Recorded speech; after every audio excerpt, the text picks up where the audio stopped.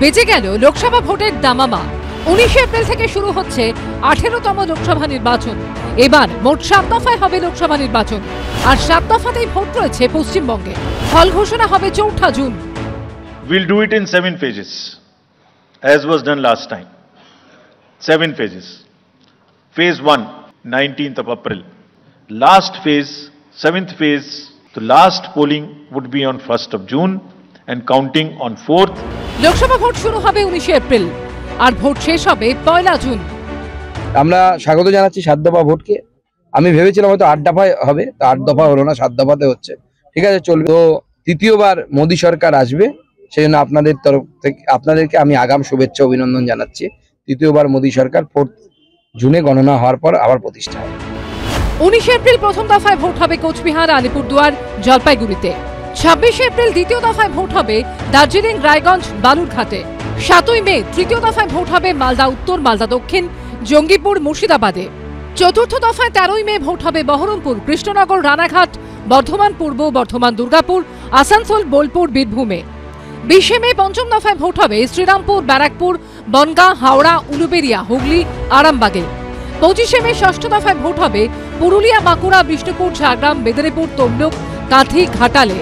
এবং 1 জুন সপ্তম অর্থাৎ শেষ দফায় ভোট হবে দমদম, বারাসাত, বসিরহাট, জয়নগর, কলকাতা উত্তর, কলকাতা দক্ষিণ, ডায়মন্ড হারবার, মথুরাপুর, যাদবপুরে। তৃণমূল কংগ্রেস ক্ষমতাসীন হওয়ার পরে এই রাজ্যের নির্বাচনকে যেভাবে প্রহসনে পরিণত করা হয়েছে, পঞ্চায়েত এবং পৌরসভার নির্বাচনকে যেভাবে রক্তাক্ত করা হয়েছে, মানুষের গণতান্ত্রিক অধিকার লুট করা হয়েছে, এই সমস্ত কিছু যেন বন্ধ হয়, নির্বাচন কমিশন যেন সেটা নিশ্চিত করেন। নির্বাচন কমিশনের কথা খুব ভালো ভালো বলেছেন, এইটা হওয়া উচিত, সেইটা হওয়া উচিত, ওইটা হওয়া উচিত। উচিত তো অনেক কিছুই, কিন্তু উচিতার্থে কতটা বাস্তবায়িত হবে সেটা দেখতে হবে।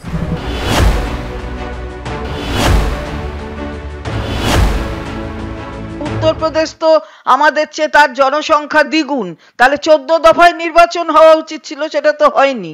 সুতরাং ব্যাপার হচ্ছে ওইটাই, একটা লোক দেখানো কিছু থাকে, তাই লোক দেখাবার জন্য দুটো বিজেপি শাসিত রাজ্যকে সঙ্গে যুক্ত করেছি।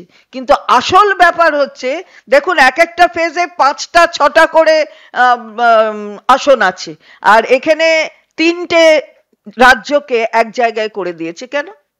কারণ হচ্ছে একটু লোক দেখাতে হবে, যে বলতে হবে যে দুটো বিজেপি শাসিত রাজ্য এর সঙ্গে আছে।